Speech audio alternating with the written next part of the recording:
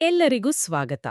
ಇವತ್ತು ನಾವು ಕರ್ನಾಟಕ ಪೊಲೀಸ್ ಇಲಾಖೆಯಲ್ಲಿನ ಒಂದು ಇಂಟ್ರೆಸ್ಟಿಂಗ್ ಬೆಳವಣಿಗೆ ಬಗ್ಗೆ ಮಾತಾಡ್ತಾ ಇದ್ದೀವಿ.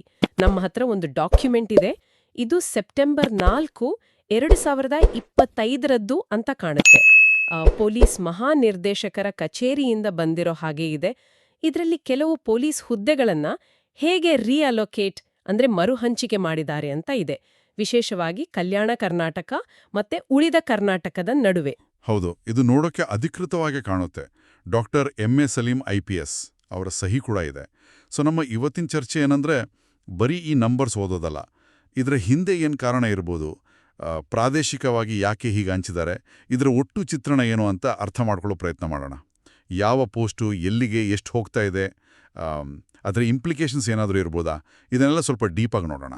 ಸರಿ, ಇದ್ರ ಬಗ್ಗೆ ಮಾತಾಡೋಕು ಮುಂಚೆ ಕೆಲವರಿಗೆ ಈ ಕಲ್ಯಾಣ ಕರ್ನಾಟಕ ಅಂದ್ರೆ ಏನು ಅಂತ ಅಷ್ಟು ಕ್ಲಿಯರ್ ಇರ್ಲಿಕ್ಕಿಲ್ಲ ಅನ್ಸುತ್ತೆ. ಸ್ವಲ್ಪ ಹೇಳ್ತೀರಾ ಪ್ರದೇಶದ ಬಗ್ಗೆ? ಓ ಖಂಡಿತ.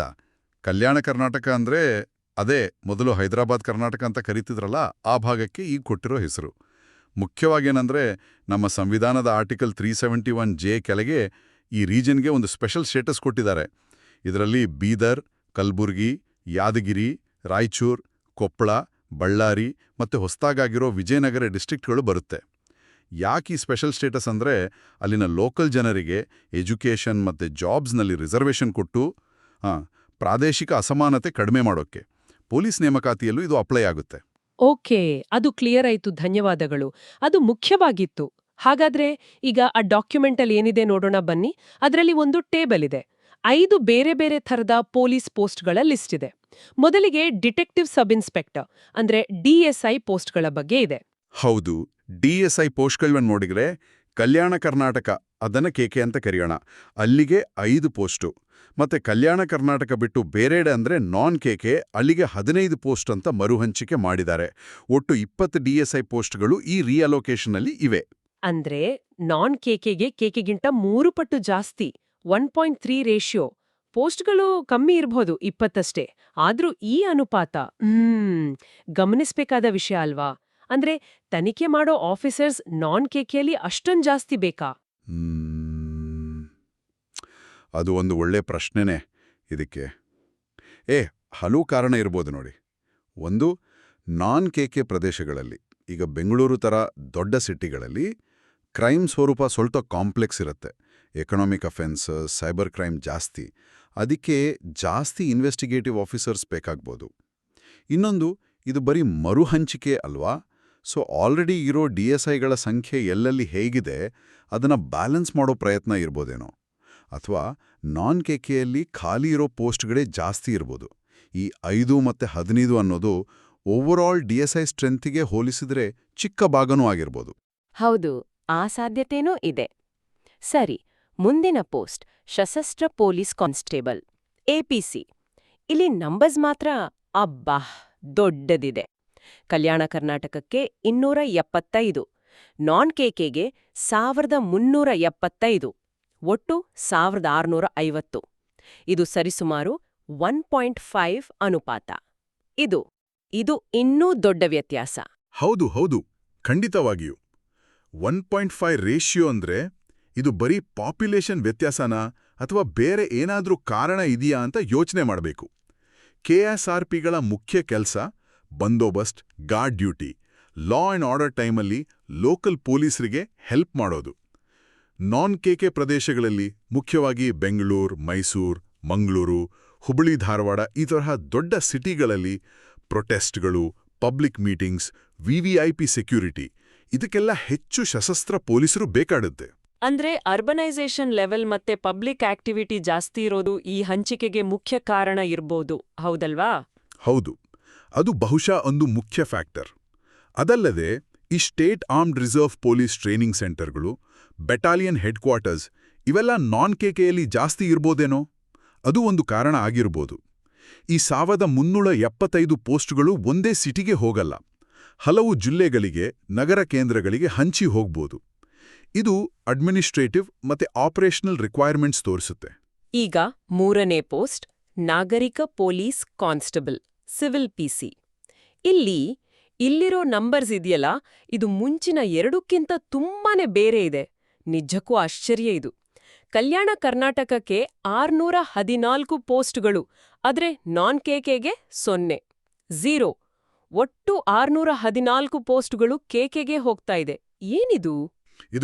ಇದು ತುಂಬಾ ಇಂಪಾರ್ಟೆಂಟ್ ಪಾಯಿಂಟ್. ಇದು ಬಹುಶಃ 371 ಇದೆಯಲ್ಲ, ಅದರ ನೇರವಾದ ಎಫೆಕ್ಟ್ ಇರ್ಬೋದು. ನೋಡಿ, ಸಿವಿಲ್ ಪಿಸಿಗಳು ಅಂದ್ರೆ ಪೊಲೀಸ್ ಸ್ಟೇಷನ್ಗಳ ಬ್ಯಾಕ್ಬೋನ್ ಇದ್ದಾಗೆ. Local law and order, crime investigation, complaint ತಗೊಳ್ಳೋದು ಎಲ್ಲದರಲ್ಲೂ ಇವರ ಪಾತ್ರ ಮುಖ್ಯ.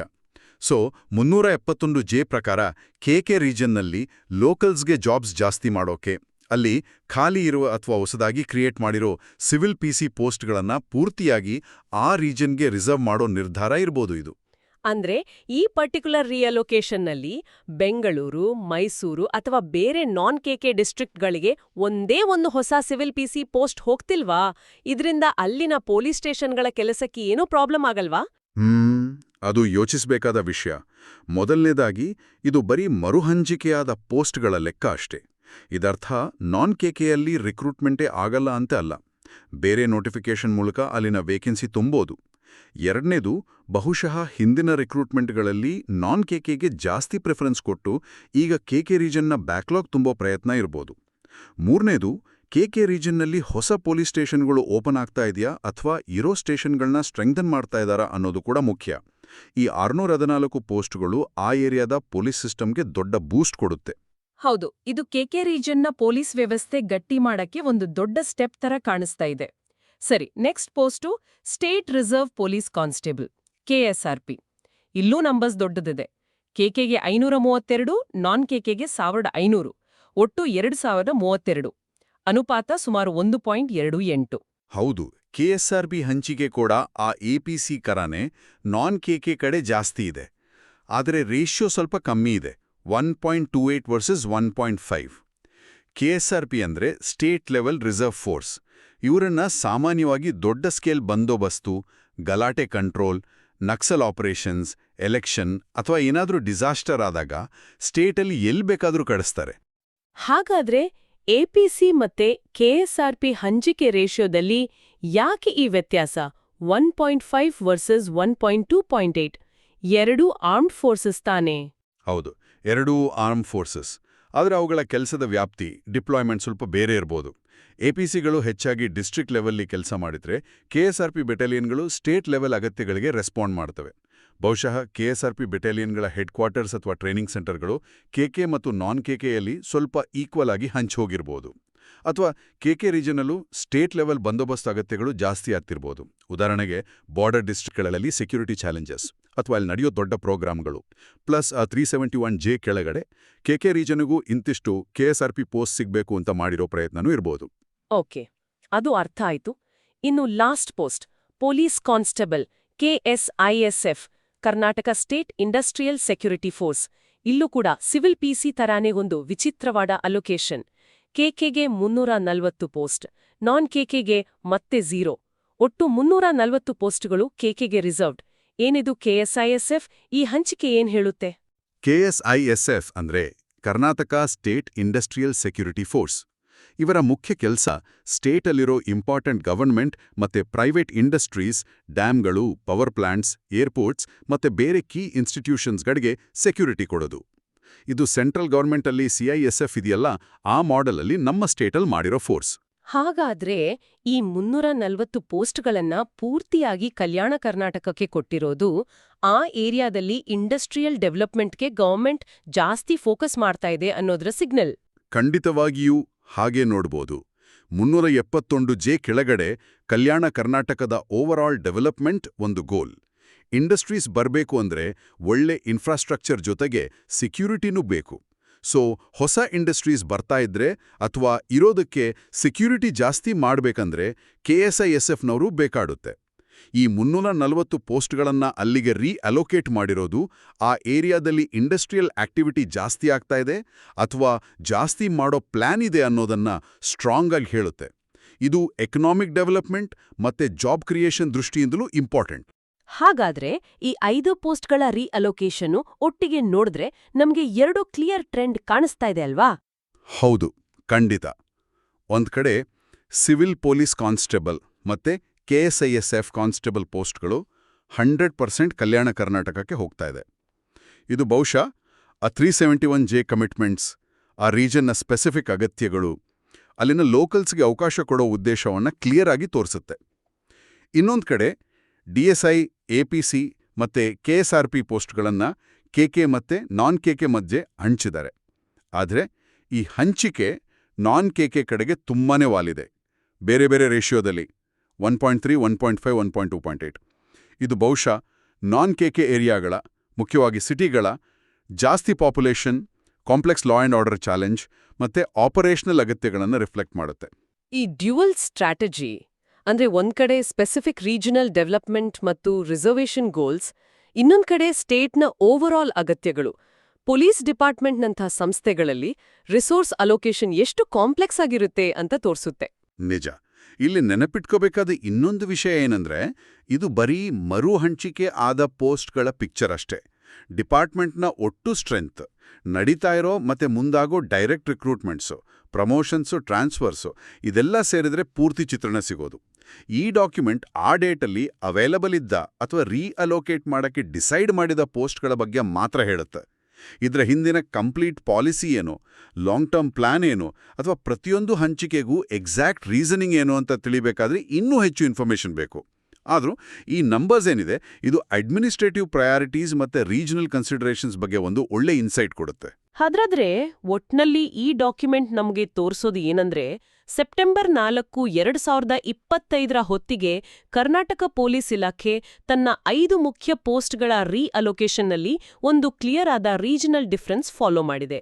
ಸಿವಿಲ್ ಮತ್ತೆ KSISF ಕಾನ್ಸ್ಟೇಬಲ್ಗಳಂತಹ ಕೆಲವು ಪೋಸ್ಟ್ಗಳನ್ನ ಕಲ್ಯಾಣ ಕರ್ನಾಟಕದ ಡೆವಲಪ್ಮೆಂಟ್ ಮತ್ತೆ ಅಗತ್ಯಗಳಿಗಂತಾನೆ ಪೂರ್ತಿ ರಿಸರ್ವ್ ಮಾಡಿದ್ರೆ, DSI, APC, KSRP ತರಹ ಬೇರೆ ಪೋಸ್ಟ್ಗಳನ್ನ ಸ್ಟೇಟ್ನ ಉಳಿದ ಭಾಗಗಳಿಗೆ, ಬಹುಶಃ ಎಲ್ಲಿ ಜಾಸ್ತಿ ಡಿಮಾಂಡ್ ಇದೆಯೋ ಅಲ್ಲಿಗೆ ಗಣನೀಯವಾಗಿ ಹೆಚ್ಚು ಸಂಖ್ಯೆಯಲ್ಲಿ ಹಂಚಿಕೆ ಮಾಡಿದ್ದಾರೆ.